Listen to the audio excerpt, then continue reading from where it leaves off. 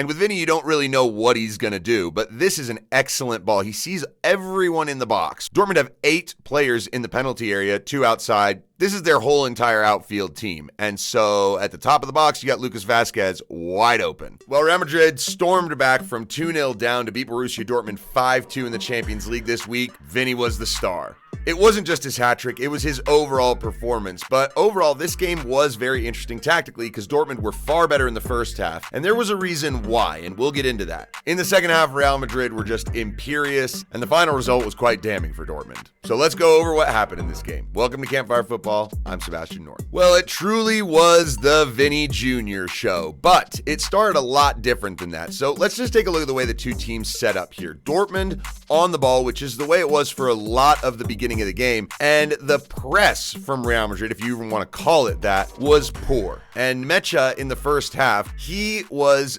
constantly dictating the play. So you can see here he gets the ball. Modric is like, is anyone going to actually pick him up? What are we doing? And this is tough when you have a front line like Real Madrid's that don't press much. Guys in the middle of the park can easily find the ball. So here Nemecha is able to come forward, finds Brandt, who liked to drift into those half spaces, and he connects to Bino Gittins. That was about how easy it was for Dortmund to get forward throughout the entire first half. And Julian Brandt was at the heart of pretty much everything that was good for Dortmund. Obviously Nemecha as well. Here he is on the ball. Brandt was deployed as the central 10, but what he would do is drift everywhere he needed to just to find space on the ball. And for some reason, Real Madrid kept leaving him alone. So here, Nemecha gets the ball back, and he's just able to continuously pivot and find a little bit of space every time they really need him. Here he is again, getting a split. The Real Madrid forwards are doing nothing to cut him off. Also, we can see is Daniel Malen stepping inside, which makes Ferland Mendy have to deal with him, but also Rierson on the far side can step forward. So that's going to be important. Here, Bensebaini is the left back. He would also step into midfield quite a bit. But once again, Nemecha easily able to pick up the ball. Bellingham there doesn't really cut the pass to him off at all. That's the easiest one to do. He doesn't. And Nemecha is able to just find Brandt, who drifts into the half space, who's then able to find Gittins again. And Nuri Sahin's plan continued to work. And this is very good ball movement from Dortmund here. Schlotterbeck doesn't have a whole ton of options, so he just turns back and he finds Brandt. He connects inside to Gittins. Gittins goes back out wide, and Guirassy this time steps in and bounces the ball back. So Real Madrid now have 5 players in this wide channel area. The other 5 are trying to occupy the other basically 55-60 yards of the pitch. So Bensebaini plays it into Schlotterbeck, and Schlotterbeck loves to play the switch out to Rierson. He will in a sec, but you have to draw Real Madrid in more. And so what he does here is a couple little bounce passes. These are very effective to draw the defense in. He goes into Brandt. Brandt drags 2 players next to him, and he releases it. Now it's into Nemecha, who gives it back, and look how deep Real Madrid are. Everyone is behind the ball, but they're all pretty compact. So now Daniel Malen is going to make the run. Rudiger and Mendy have to pay attention to him,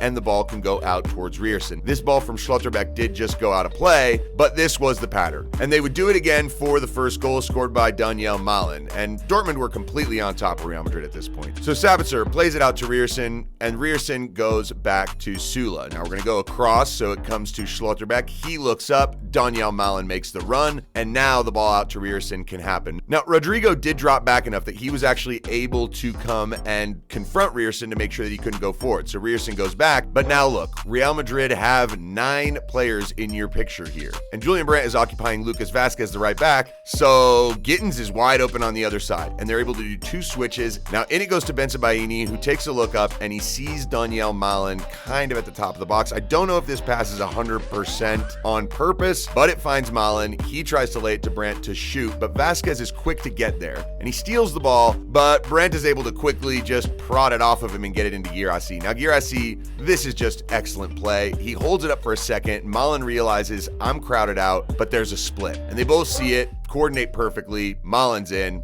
finish 1-0. And shortly after they would score their second goal, Dortmund taking a 2-0 lead. Lucas Vazquez here does a lot of running in this segment of play, and you're going to see why. So he gets in, ball goes out to him, he gets past the tackle of Bensebaini, and then is able to get to the byline and cross it. Now look at where Vazquez is. He's off the pitch at this point. He's about to run the entire length of the pitch to try and catch up to Bino Gittins on this counterattack. So the cross is cut out, and Dortmund are able to counterattack. Now, I'm not a big fan of Jude Bellingham's pressing. I don't really think he's that great at it. I think he ball watches a lot, and this is a great example. So the ball gets dropped back to Bino Gittins by Brandt. Valverde notices that if Nemecha gets the ball, he can turn and switch it out the other way. away. So Valverde decides, I'm going to go closer. And at that moment, Bellingham stepped over. He should have kept the line out to Brandt cut, but he doesn't do that. And so Brandt's able to easily get it, and now he is able to do the big switch to Rierson on the other side. Keep in mind now Real Madrid have 5 players on the wrong side of the ball. So the counter is on. It goes out to Rierson. He's easily able to bring it down, go forward, and now take a look at Lucas Vazquez. He's made up 70 yards at this point, but Gittins is going to be a little fresher. And as Donyell Malen takes on Ferland Mendy, Gittins right now is about to realize what's happening, and he's going to just turn up the gas. And Lucas Vazquez, who ran the whole length of the pitch, just can't keep up with him. So Malen beats Ferland Mendy to the byline, and this is where Gittins gets in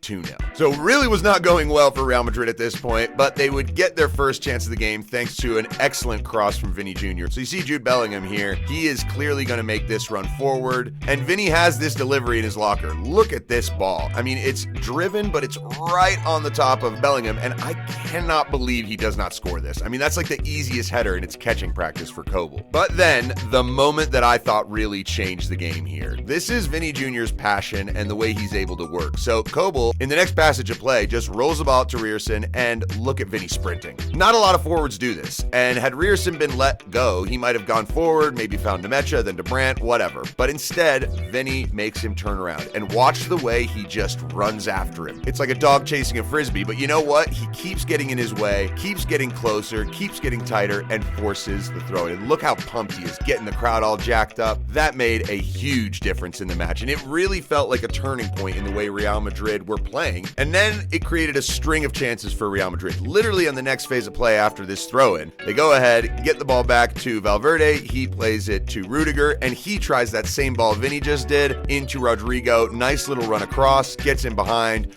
I mean, he chests it and volleys it fantastically well, hits the bar. Bellingham comes in, not a good touch there, but he's able to at least get a shot off and somehow hits the underside of the bar. It hits the line. Mbappe picks it up. He's immediately confronted by 2, tries to drop it, and it hits Brandt's toe, and Kobel just barely palms it out. And this is where the Vini show would really take off. So in the second half, the pressing from Real Madrid was so much better, and he was just a major part of that. So let's take a look here as Dortmund, they're trying to cycle the ball. Immediately there's pressure on 3 Real Madrid players around the ball. Nemecha gets it out of his feet. The ball goes back to Kobel, and Vini is running. Let's see if we can force him to make a mistake. Now the ball goes out to Rierson, and look at Ferland Mendy, the left back. He's way up trying to make sure that Rierson is under pressure and forces him to just play the ball out. The atmosphere now was just building and building. And like I said, Vini had such an important role. Check out this pass from Vini. Real Madrid starts to come forward. Ball goes into Bellingham on the half turn. Ferland Mendy now stepping way further forward. So is Lucas Vazquez on the far side. So you can see Real Madrid committing a lot of men up. But the ball goes into Vini, and look at this ball trying to pick out Kylian Mbappe. I mean, this Trivela pass, it's almost perfect. But just all of the things he was doing, he kept getting shots, he kept getting in, and the pressure was building so high, you felt Real Madrid were only a matter of minutes from scoring, and Rudiger would get that goal. So this all starts out on the second phase of a corner kick here. Vini gets the ball, takes a look up, and with Vini, you don't really know what he's gonna do, but this is an excellent ball. He sees everyone in the box. Dortmund have 8 players in the penalty area, 2 outside. This is their whole entire outfield team. And so at the top of the box, you got Lucas Vazquez wide open. He's able to connect to Militao to Bellingham, tries to get the cross off, it gets blocked, but then Mbappe goes to work, takes on Schlotterbeck on the outside, very good cross, but no one is marking Rudiger. Sula should have dropped back and picked him up, but Rudiger gets the freest header in the world. It's 1-1, and the Real Madrid crowd just go nuts. At this point, Dortmund are just clinging on for survival. They're like, can we please somehow make it out of this game, maybe just with a draw? Modric gets it, and at this point, Dortmund were just so deep that they were just inviting every single attack. Mbappe makes a nice little run off the shoulder, gets the ball from Modric, he is onside, turns, the tackle comes in from Schlotterbeck, but it goes right to Vini Jr., 2-2. Just to give an example of how badly Dortmund were dealing with the Real Madrid press in the second half. In the first half, Real Madrid's press was non-existent, but here they just committed men forward and were forcing Dortmund into mistakes. Here, Kobel, terrible clearance with his left foot, just gets cut out at the top of his box, and now Real Madrid are attacking again. Ball goes out to Rodrigo, and Lucas Vazquez, making this overlapping run, receives it and almost creates a chance. And obviously, Lucas Vazquez getting forward would matter. Just to show you how irrepressible Vini Jr. was, by the way, look at the way he just takes on Sula here, just chips it over his tackle, gets kind of clipped, gets back up, and then cuts in on Rierson right here and gets fouled. But Real Madrid still need Thibaut Courtois to have huge moments. And this is actually Vini Jr.'s first real mistake of that half. As you can see, Ferland Mendy is making this run forward. That is the left back, and so you cannot turn the ball over if your left back is steaming up. Your right back's way up on the other side of the field. There's a lot of space if you lose this ball, and Vini tries a nutmeg on Bayer, and it just doesn't work. Chan gets it, is able to find Girassi, and now the counterattack is on. Bayer comes forward, cuts back, looks again for Chan. Chan finds Brandt. Brandt sees Bayer at the back post, and the ball is just behind him, which forces him to control it, take a touch out of his feet. His angle's not great, but the ball almost goes through Courtois' legs. In the end, he saves it, and that would be the big moment. Because pretty much on the next passage of play, Real Madrid would score the winner. So big ball by Rudiger. Rodrigo gets to it, and this is just excellent work. He stops the ball on the line, and the only way for him to really evade Schlotterbeck here is to chip the ball in the air and skip by him. Because if he plays it on the ground, Schlotterbeck is able to get a toe on it, probably. Yeah, maybe he goes out for a corner, but this end result is better for Real Madrid. Lucas Vazquez looks up, Kylian Mbappe checking in. No one's following Mbappe, and there's a huge space right behind Bensebaini. So this ball, even if it's not cut out by Brandt, Mbappe can easily lay this ball into the path of Vazquez. It may have worked out just that little bit better for Vazquez. This is actually a great ball by Brandt accidentally, and Vazquez gets in, and this finish is terrific. Top corner.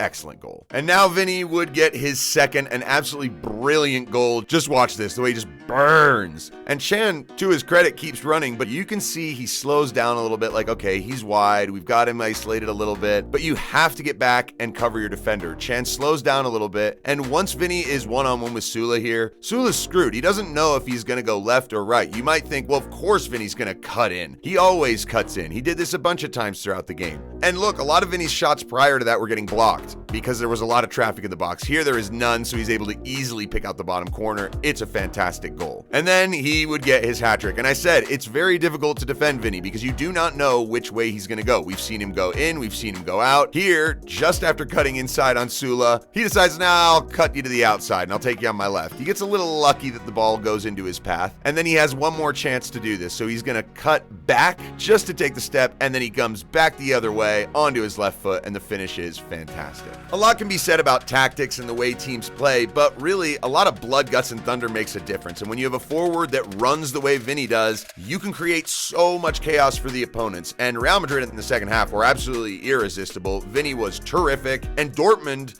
they just became a shell of what they were in the first half. They couldn't hold the ball. They couldn't establish long stretches of possession to get themselves into Real Madrid's half. And a lot of that was because Real Madrid, frankly, just turned up the intensity and said, you're in our house with a 2-0 lead. That's not going to fly. And the end result is a 5-2 thrashing. So Vini Jr. probably going to win the Ballon D'Or. I mean, if anything, this performance confirms just how good he is and has been over the last year, and how tough it is to beat Real Madrid in the Bernabeu. Either way, thanks for stopping by. I hope you enjoyed the breakdown. I'm Sebastian North. This is Campfire Football. Take it easy.